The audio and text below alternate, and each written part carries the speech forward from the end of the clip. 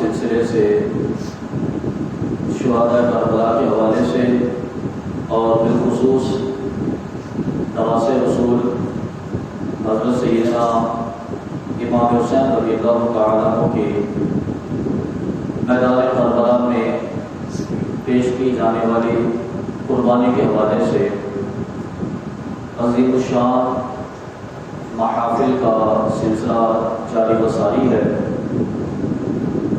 یقیناً لمحہ شکر ہے آپ تمام احباب کے لیے کہ اللہ رب العالمین جل جلالہ نے آپ کو دین کا درد رکھنے والے، دین کو سمجھنے والے، دین کی خدمت اور دین کی آبیاری کے جذبے سے سرشار علماء کرام کی قیادت عطا فرمائی ہے۔ یقیناً محترم المقام حضرت علامہ مولانا قاری محمد شفقت اللہ صاحب سیابی اپنے برادر اکبر حضرت علامہ مولانا قاری محمد ضیاء اللہ صاحب سیابی کی فعالیت میں بہترین انداز میں قرآن پاک کی اور دین متین کی خدمت میں مصروف ہیں۔ آپ تمام احباب بھی اور آپ کی نسلیں بھی اس سے مستفید ہو رہی ہیں۔ اللہ رب العالمین کی بارگاہ سے دعا ہے کہ اللہ تعالیٰ ہمارے محبوب ادارے القمر اسلامک فاؤنڈیشن، اس کے تمام معاونین، تمام منتظمین، اساتذہ کرام، طلباء کرام، تمام پر اپنی رحمتوں کا نزول فرمائے۔ اور یہ جو محافل کا سلسلہ شہداء کربلا کے حوالے سے شروع بھی کیا گیا، آپ نے کافی سارے محافل اٹینڈ کی، اس کا ایک مقصد ہے۔ اس کی روح کو سمجھنے کے لیے آپ فقط اتنا سمجھ لیں کہ اگر سیدنا امام حسین رضی اللہ تعالیٰ کو ان کے رفقاء، ان کے قرابت داروں اور ان کے محبوب جانثاروں نے جو کربلا میں قربانی پیش کی، اگر اس قربانی کی روح آپ کے پاس موجود ہے، اس کا مقصد آپ کے پاس موجود ہے، تو یہ باعث مسرت ہے۔ اور اگر ایسا نہیں ہے تو نمائے فکریہ ہے۔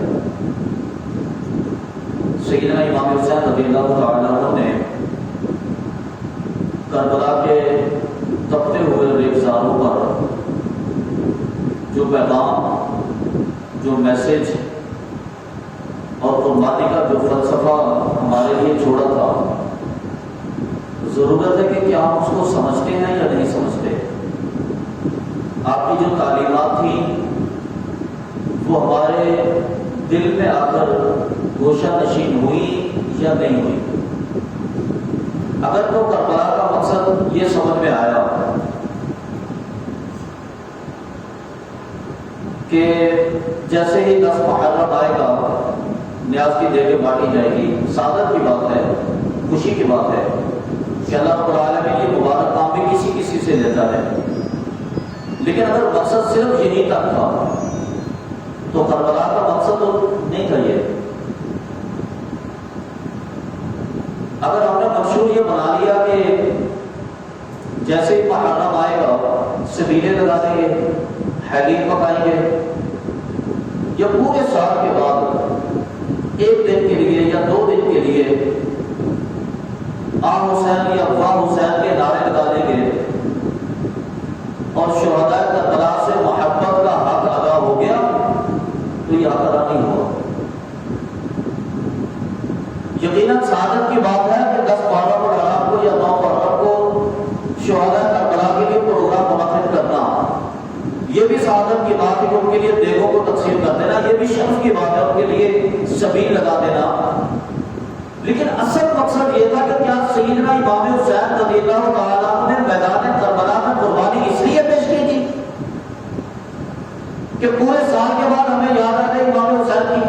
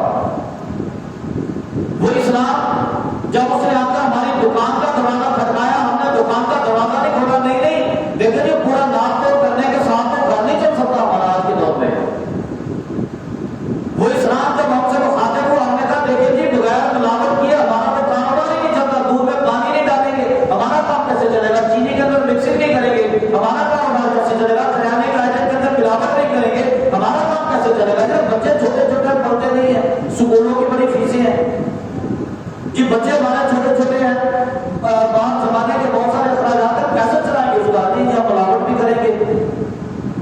اسلام کو میری دکان پہ نہیں آنا چاہیے، اسلام کو میرے دفتر کے دروازے پہ نہیں آنا چاہیے، اسلام کو میرے گھر کا دروازہ بھی نہیں کھٹکانا چاہیے، اسلام کو میرے بیٹے کی شادی میں بھی نہیں آنا چاہیے، اسلام کو میری بیٹی کی شادی میں بھی نہیں آنا چاہیے، کیونکہ اسلام یاد آئے گا ہمیں، لیکن آئے گا 10 محرم کو۔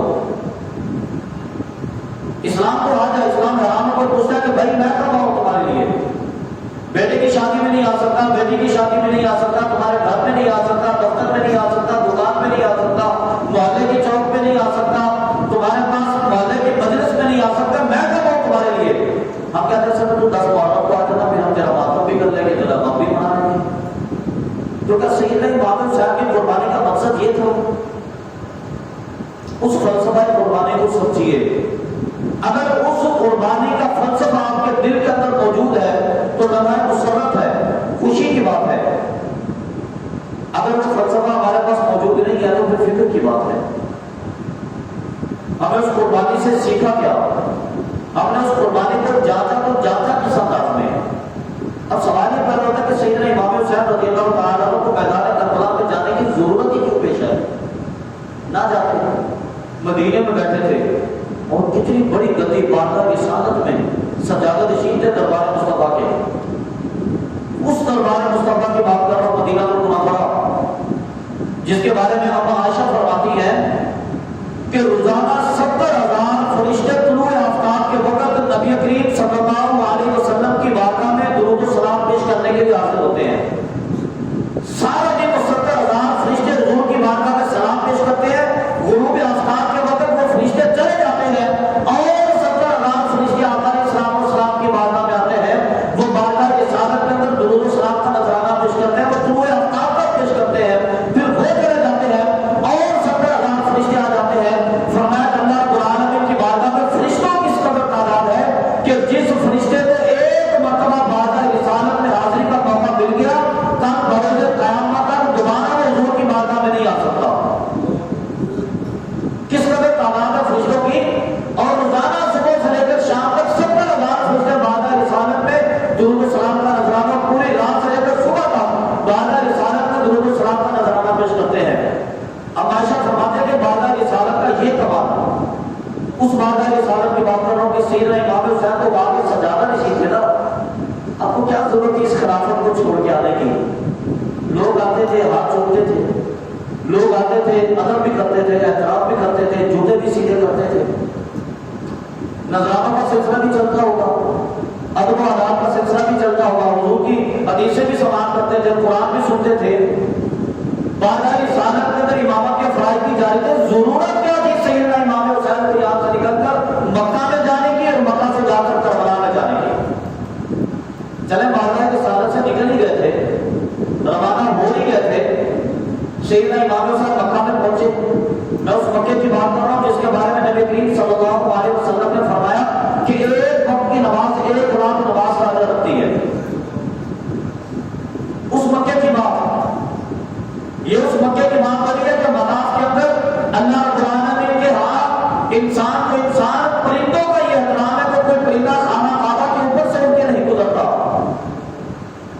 اگر نبی کریم صلی اللہ علیہ وسلم کے یہ جانشین وہاں پہنچ ہی گئے تھے، آقا علیہ الصلوۃ والسلام کے یہ محبوب نواسے وہاں پہنچ ہی گئے تھے، تو ضرورت کیا تھی مکے پہ چھوڑ کر آگے جانے کی؟ مدینہ بھی چھوڑ دیا، مکہ بھی چھوڑ دیا، اس کربلا کے تپتے ہوئے ریگزاروں کے اندر پہنچ کے خاندان کو لے کر، چھوٹے چھوٹے بچوں کو لے کر، اے امام حسین کا مقصد کیا تھا؟ ہمیں مقصد سمجھ میں نہیں آ رہا، تیرا مقصد کیا تھا؟ تو کہاں پر پہنچا؟ اللہ رب العالمین جل جلالہ نے قرآن مجید فرقان حمید کے اندر ارشاد فرمایا، ذرا اس بات کو دیکھیے گا۔ حضرت موسیٰ علیہ السلام کا وصال ہو گیا، موسیٰ علیہ السلام کے بعد طویل عرصہ گزرتا رہا، بنی اسرائیل کے اندر ایک وقت آیا کہ حضرت شمویل علیہ السلام اللہ رب العالمین کے نبی تھے۔ بنی اسرائیل تک بتر ہو گئی، کوئی قبیلہ وہاں پہ بیٹھا، کوئی خاندان وہاں پہ بیٹھا، کوئی کہاں پر پہنچ گیا۔ اتنا برا وقت آ گیا بنی اسرائیل کے اوپر، اتنا برا وقت آ گیا کہ ایک ظالم اور جابر بادشاہ پر مسلط ہو گیا جس کا نام تھا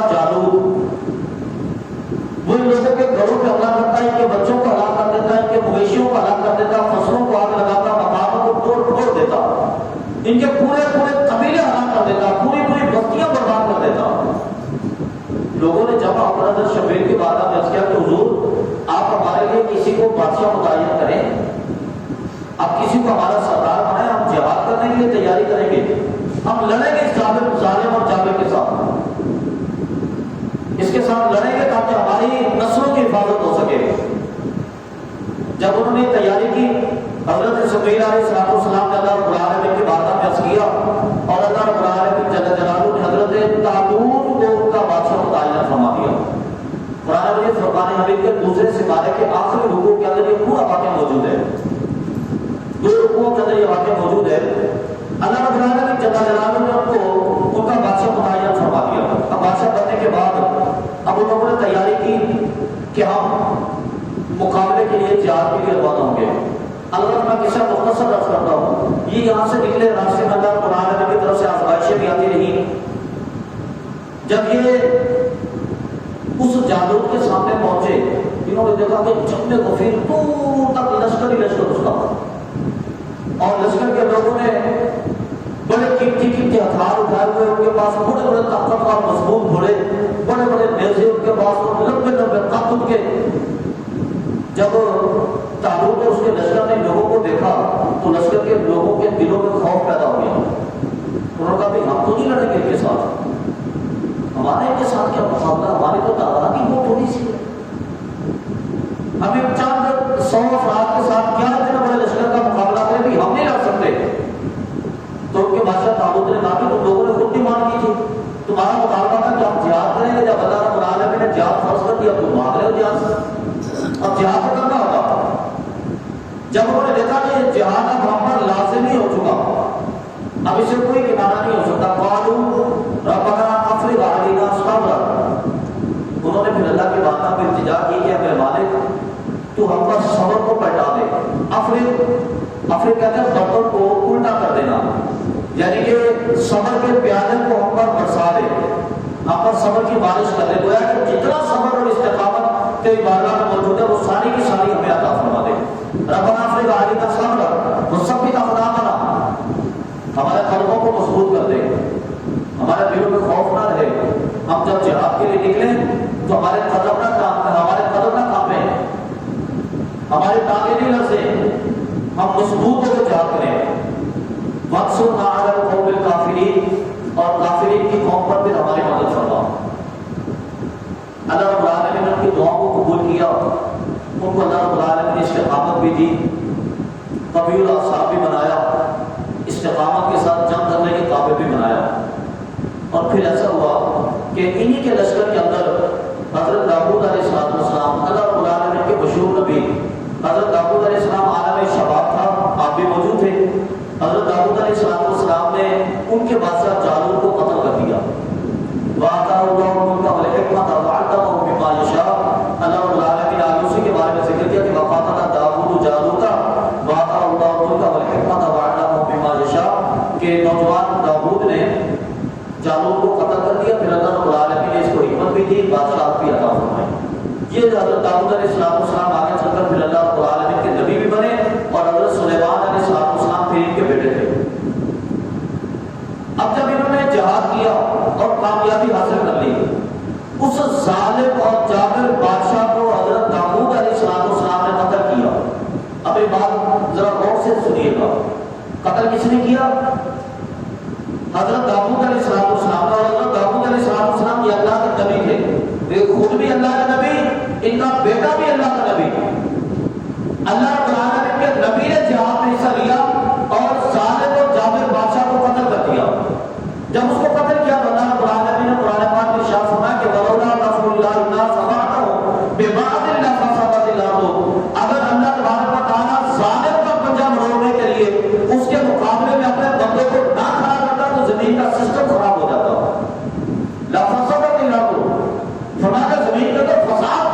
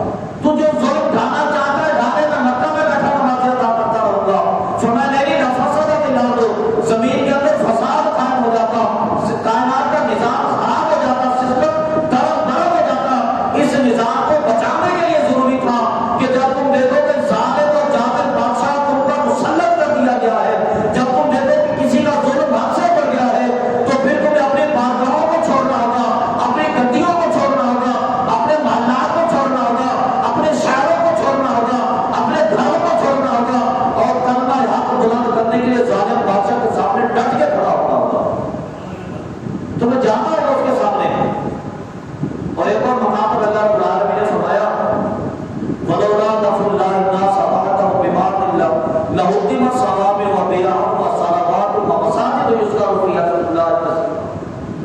اللہ رب العالمین نے فرمایا کہ اگر اللہ تعالیٰ لوگوں میں سے کچھ لوگوں کو نکال کر ظالم کے سامنے کھڑا نہ کرتا تو جانتے کیا ہوتا؟ لہدم صوامع وبيع وصلوات ومساجد يذكر فيها اسم الله كثيرا. فرمایا کہ عیسائیوں کے عبادت خانے گر جاتے، یہودیوں کے عبادت خانے گر جاتے، راہبوں کے عبادت خانے گر جاتے، اور تمہاری یہ مسجدیں جہاں پر تم اللہ کا ذکر کرتے ہو فرمایا کہ یہ بھی ویران ہو جاتی ہے. اگر تم ظالم کے سامنے کلمہ حق بلند کرنے نہ نکلتے، اگر ظالم کا پنجہ مروڑنے نہ نکلتے، اگر ظالم کے ظلم کو ختم کرنے کے لیے نہ نکلتے تو تمہاری یہ مسجدیں جہاں پر تم اللہ کا ذکر کرتے ہو یہ بھی ویران ہو جاتی. کیونکہ جب ظالم کا ظلم بڑھ جائے اور اس کے سامنے کلمہ حق بلند نہ کیا جائے تو اللہ تبارک و تعالیٰ ان کے دلوں سے اپنی عبادت کا جذبہ نکال دیتا ہے،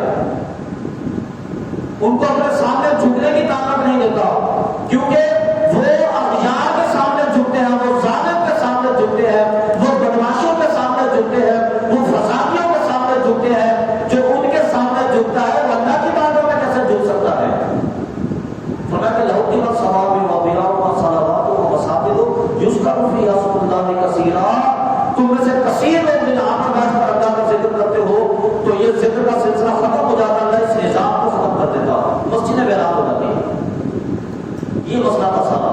ہمارے ہاں ایک ہی بات ہوتی ہے کہ دیکھیں جی یزید شراب پیتا تھا، فواہش آدمی تھا، زانی تھا، شرابی تھا، یہ کرتا تھا، ساری چیزیں اپنی جگہ پر ٹھیک ہے. زانی کے ساتھ جہاد ہونا چاہیے، شرابی کے ساتھ جہاد ہونا چاہیے، کیوں نہ ہو.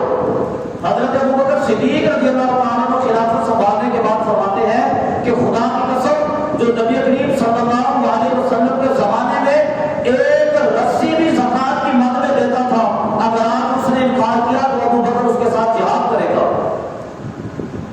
جہاد ہونا چاہیے شرابی کے ساتھ، جہاد ہونا چاہیے زانی کے ساتھ، فسادی کے ساتھ جہاد ہونا چاہیے. لیکن اصل بات یہ تھی کہ سیدنا امام حسین رضی اللہ تعالیٰ عنہ نے میدان کربلا میں اپنے پورے خاندان کو قربان کروا کے تمہیں یہ درس دیا کہ جب رسول اللہ کے دین کی بات آ جائے تو پھر تمہیں قربانی کے لیے نکلنا ہوگا. نظام مصطفیٰ کی بات آ جائے تو تمہیں قربانی کے لیے نکلنا ہوگا. آقا علیہ الصلوۃ والسلام کے دین کو بچانے کی بات آ جائے تو تمہیں اپنے خاندان کو بھی لے کر نکلنا ہوگا. پورا خاندان تمہارا قربان ہو جائے، پوری نسل تمہاری قربان ہو جائے تو فکر کی بات نہیں ہے. باقی رہے تو رسول اللہ کا دین رہے، رسول اللہ کے دین کو باقی رکھنا ہے. فرمایا کہ یہی تو کمال ہے. میں یہ عرض کر رہا تھا کہ اللہ رب العالمین نے فرمایا کہ وقاتل داؤد جالوت، کہ حضرت داؤد علیہ السلام نے اس کو قتل کر دیا. اب سوال یہ پیدا ہوتا ہے کہ آج کے دور میں لوگ کہتے ہیں کہ دیکھیے جی اللہ رب العالمین کے انبیاء کا جہاد کے ساتھ کیا تعلق تھا؟ وہ اللہ کا دین لے کر آئے تھے، آتے مسجد میں بیٹھتے، جو قرآن نازل ہوا تھا وہ بتاتے تھے، جو حدیث اللہ کے حکم سے آئی تھی وہ بتاتے تھے. صحابہ کرام کو کیا ضرورت تھی جہاد کے اندر حصہ لینے کی؟ یہ علماء کرام کو کیا ضرورت ہے نظام مصطفیٰ کی بات کرنے کی، جہاد کی بات کرنے کی؟ بھی آپ کا کام ہے ممبر پر بیٹھے درس دیں اور گھر چلے جائیں. آپ کا کام ہے بچے آ جائیں، بچوں کو قرآن پاک کی تعلیم دیں، درس حدیث کے آپ گھر میں چلے جائیں. آپ کو کیا حاجت پیش آ گئی کہ آپ جہاد کی بات کرتے ہیں؟ آپ کو کیا حاجت پیش آ گئی؟ علماء کا سیاست کے ساتھ کیا تعلق؟ آپ نظام مصطفیٰ کی بات کرتے ہیں، آپ کہتے ہیں کہ پاکستان کے اندر آئین ہوگا تو رسول اللہ کے دین کا ہوگا. آپ کو کیا حاجت پیش آ گئی؟ تو میں آپ سے عرض کروں کہ یہ علماء کا ہی تو کام ہے. علماء کا یہی کام ہے کہ وہ ملک کے اندر نظام مصطفیٰ نافذ کرنے میں کوشش کریں. وغیرہ سیدنا ابوبکر صدیق رضی اللہ عنہ کو کیا حاجت تھی؟ وہ فاروق اعظم کو کیا ضرورت تھی؟ عثمان غنی کو کیا ضرورت تھی؟ مولا کائنات کو کیا ضرورت تھی؟ آپ نے کیا معاملہ کی؟ اور نبی کریم صلی اللہ علیہ وسلم کا پارلیمنٹ ہاؤس، آقا علیہ الصلوۃ والسلام کا ایوان حکومت تو مسجد تھی، فیصلے تو مسجد میں ہوتے تھے. ایک بہت بڑا بادشاہ گرفتار ہو کر اپنے اس میں پہنچا، دارالحکومت دارالاسلام کے اندر پہنچا. آتا ہے وہ پوچھتا ہے کہ تمہارے امیر کون ہے؟ بتا کہ عمر فاروق ہے. کہا کہ بھی مسجد کے اندر. وہ آیا مسجد کے اندر، اس نے دیکھا ایک بوڑھا سا آدمی ایک سائڈ پر لیٹا ہوا زمین کے اوپر، پرانا سا لباس ہے اس کا، پیبند لگے ہوئے، ٹانکے لگے ہوئے، وہ زمین پہ لیٹا ہوا ہے اور سو رہا ہے، پسینہ پسینہ جسم کے اوپر۔ اس نے کہا اچھا یہ تو کوئی اور ہوگا، باہر نکل گیا، بھائی تمہارے امیر المومنین کہاں ہے؟ وہ مسجد کے اندر ہے۔ نہیں مسجد میں تو نہیں ہے۔ لوگوں نے کہا ہم نے خود ان کو مسجد میں جاتے دیکھا۔ اس نے کہا مسجد میں بوڑھا سا آدمی ہے جس کا پرانا سا لباس ہے، جس کے جسم لباس پر ٹانکے لگے ہوئے ہیں، وہ زمین پر لیٹا ہوا ہے، پسینہ پسینہ ہے اس کا بدن، زمین اس کے پسینے سے گیلی ہوگی۔ اب وہی تو ہے امیر المومنین۔ حیران ہو گیا کہ جو 22 لاکھ مربع میل پر حکومت کرنے والا امیر المومنین ٹانکوں والا لباس پہن کر مسجد کی زمین پر لیٹا ہوا ہے اور اس کے پسینے سے زمین گیلی ہوگی، یہ امیر المومنین۔ ہاں یہی ہمارے بادشاہ۔ اس نے سمجھ لیا کہ اسلام کو طاقت تو پھر ایسے ملی ہے نا۔ سیدنا فاروق اعظم رضی اللہ تعالیٰ عنہ جب بیت المقدس فتح ہوا، بیت المقدس کے فتح کرنے کے بعد جب واپس تشریف لائے، راستے میں ایک چٹیر میدان دور تک کسی بندے بشر کا نشان نہیں تھا۔ آپ اپنے غلام کے ساتھ آئے اور ایک درخت لگا ہوا تھا پرانا سا، آپ اس درخت کے نیچے بیٹھ گئے اور بیٹھ کر آپ ساروں قطار رونے لگے۔ آپ کے غلام نے کہا کہ حضرت خیریت کیا ہوا، رونے کی کیا وجہ ہے؟ فاروق اعظم فرماتے ہیں کہ یار مجھے وہ زمانہ یاد آ گیا، ایسے ہی صحرا تھا، ایسے ہی میدان تھا خالی، جس کے اندر میرے والد نے 6 اونٹ مجھے دیے تھے اور کہا تھا کہ عمر اسے ایک لائن کے اندر کھڑے کرو، ایک قطار میں کھڑے کرو۔ فرمایا تو عمر اتنا کمزور تھا کہ پہلا اونٹ اگر میں لائن میں جاتا تو چھٹا اونٹ نکل جاتا، میں چھٹے کو جا کر سیدھا کرتا تو تیسرا اونٹ درمیان میں سے نکل جاتا، میں اونٹوں کو سیدھا کر کر کے تھک گیا، وہ اونٹ سیدھے نہیں ہوتے تھے۔ میرے والد نے ڈنڈا اٹھا کر مجھے اتنا بانا کہ میں بے ہوش ہو کے زمین پہ گر گیا۔ اور فرمایا کہ آج وہ عمر ہے 22 لاکھ مربع میل پر اس کی حکومت ہے، اور اگر دریا کے کنارے پر کتا بھی پیاس کے مارے ہلاک ہو جائے تو عمر خدا کو جواب دینے کے لیے تیار ہے۔ اس عمر کا اندازہ کرو، آج کے عمر کو دیکھو۔ غلام اعلان ہو گیا حضرت یہ اتنی بڑی تبدیلی، اتنی بڑی تبدیلی۔ آپ نے فرمایا ہاں انما یفرح بہذا الکتاب اقواما ویضع به قوما آخرین۔ آپ نے فرمایا کہ خدا کی قسم جو اللہ کے حبیب نے قرآن ہمیں عطا کیا ہے، یہ قرآن انسان کو عروج بھی عطا فرماتا ہے، تو یہ قرآن اگر چھوڑ دو تو انسان کو زوال بھی آ جاتا ہے۔ فرمایا کہ ہمارے کمال تو یہ ہے، مگر نہ عمر کے اندر یہ کمال، عمر تو 6 لائن میں نہیں کھڑا کر سکتا تھا۔ آج اگر ہم نے قرآن کا دامن مضبوطی سے تھام لیا، اللہ رب العالمین نے مجھے اتنا بڑا بادشاہ بنا دیا، اور اگر قرآن نہیں تھا تو کچھ نہیں تھا۔ تو یہی قرآن کا نظام بچانے کے لیے امام حسین میدان کربلا میں گئے تھے، اسی نظام کا مسئلہ تھا۔ وہ شرابی والی بات بھی ٹھیک ہے، وہ زانی والی بات بھی ٹھیک ہے، لیکن اصل مسئلہ یہ تھا، امام حسین نے فرمایا کہ اگر آج ہم نے اس نظام کو چھوڑ دیا، وہ نظام مصطفیٰ جس کو نافذ کرنے کے لیے میرے نانا نے قربانیاں دی ہیں، میرے نانا کی 23 سالہ قربانیاں، آقا علیہ السلام کا وہ زمانہ کہ جب آقا علیہ السلام مطاف کرتے ہوتے تھے، آقا علیہ السلام کے گلے میں چادر ڈال کے حضور کو گھسیٹا جاتا، نبی کریم صلی اللہ علیہ وسلم کی وہ کیفیت، آپ سجدہ کرتے آپ کی پیٹھ پر ان کی اجڑی رکھ دی جاتی، آقا علیہ السلام تہجد کی نماز کے گھر سے روانہ ہوتے، آقا علیہ السلام کے راستے میں کھڈے مار دیے جاتے، آقا علیہ السلام نماز کے لیے نکلتے، کانٹے والی جھاڑیاں حضور کے راستے میں پھینکی جاتی۔ فرمایا کہ میرے نانا نے اس دین کو نافذ کرنے کے لیے، اس دین کو لانے کے لیے اتنی قربانیاں پیش کی، پھر اس کے بعد آج وہ دین لوگوں کے ہاتھوں سے ایسے برباد ہو جائے، آج اس دین کو ایسے چھوڑ دیا جائے۔ فرمانے کہ میرے نانا کی 23 سالہ محنت ہے، اس کے بعد حضرت ابوبکر صدیق کی محنت ہے، فاروق اعظم کی محنت ہے، عثمان غنی کی محنت ہے، مولا کائنات کی محنت ہے، میرے بڑے بھائی امام حسن کی محنت ہے، انہوں نے اس دین کو بچا کے رکھا تھا، اور آج میں بارگاہ رسالت میں اپنی گدی کو بچانے کے لیے بیٹھا ہوں اور لوگوں کو یہ درس دیتا ہوں کہ دیکھیں کہ بادشاہ ہمارا کام نہیں ہے، یہ سلطنت ہمارے کام نہیں ہے، ہم تو یہاں پر بیٹھے ہیں گدری والے فقیر ہیں، ہمارا کام تو یہ ہے کہ لوگوں کو اللہ اور اس کے رسول کا دین بتائیں، اللہ اور اس کے رسول کا دین تاج میں بیٹھ کر نہیں ملتا، اللہ اور اس کے رسول کا دین بھی حکومت میں بیٹھ کر ملتا ہے۔ اس کا ایک بہترین فلسفہ یہ بھی اللہ فرمایا قرآن مجید میں، اللہ رب العالمین نے فرمایا اقیموا الصلاۃ۔ میں آخری بات ذکر کر رہا ہوں، آخری بات بالکل، اللہ رب العالمین نے کیا ذکر کیا قرآن پاک میں؟ اقیموا الصلاۃ، نماز ادا کرو۔ اقیموا حضرت امر کا صیغہ ہے، علامہ صاحب آپ کے سامنے موجود ہے، اقیموا امر کا صیغہ، قرآن مجید میں اللہ رب العالمین نے جب بھی نماز کا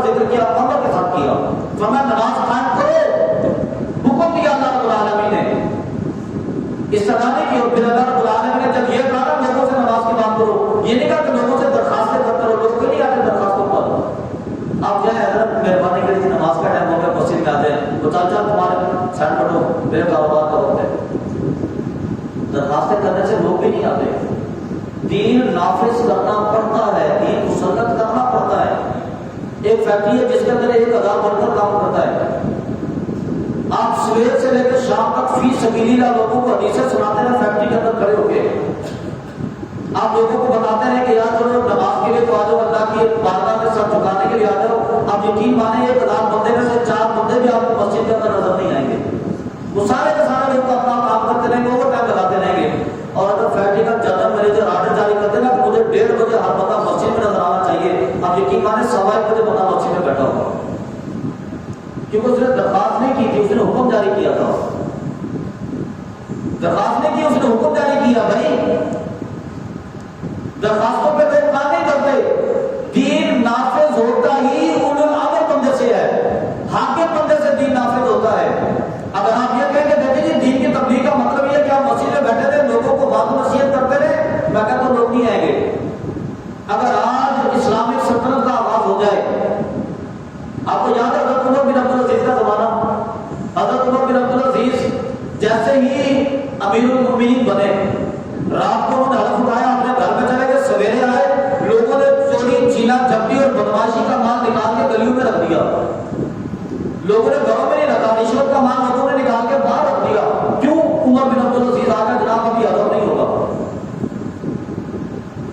دین نافذ کرنا پڑتا ہے, مسلط کرنا پڑتا ہے.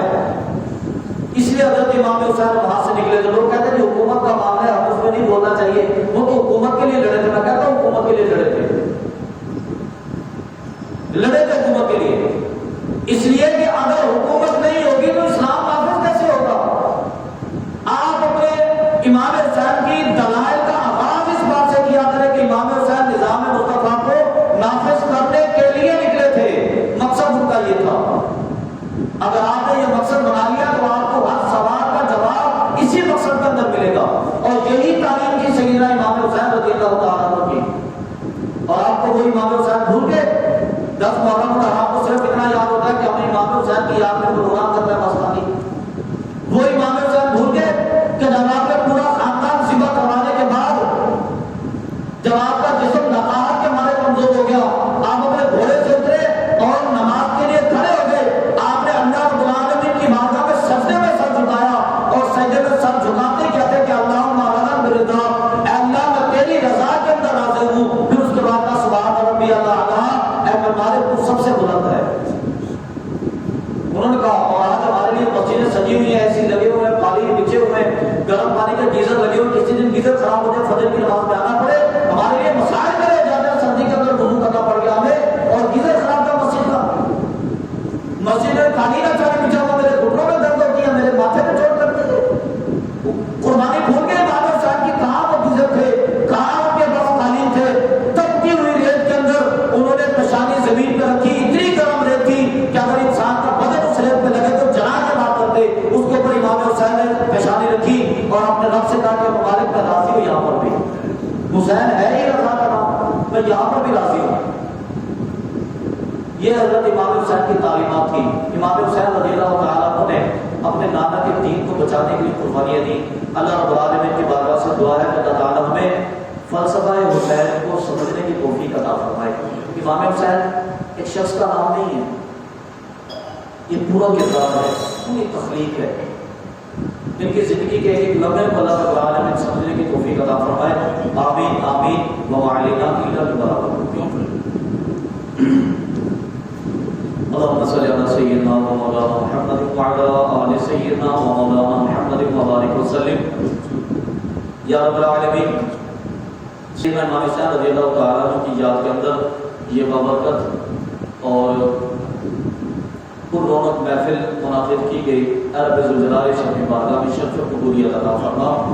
سیدنا امام حسین رضی اللہ تعالیٰ عنہ کی حیات مبارکہ کا جو فلسفہ بیان کیا گیا, رب ذوالجلال ہمیں سمجھ کر عمل کی توفیق عطا فرما. یا رب العالمین ہمیں دین دنیا و آخرت کے سعادت عطا فرما. اپنے جائز نیک مقاصد میں کامیابی عطا فرما. ہمیں دارین کی سعادت عطا فرما. رب ذوالجلال ہمیں تنگ دستیوں سے پناہ عطا فرما. ہم میں سے جو مقروض ہیں ان کے قرضوں کی ادائیگی کا اسباب اور وسائل عطا فرما.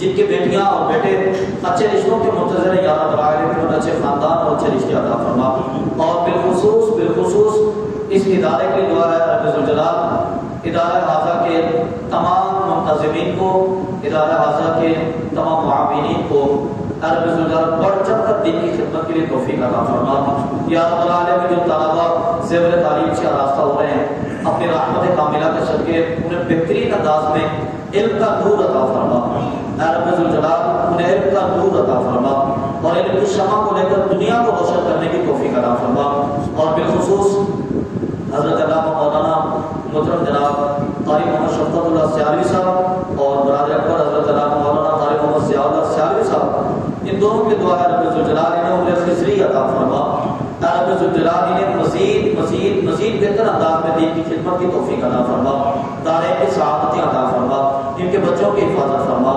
یا رب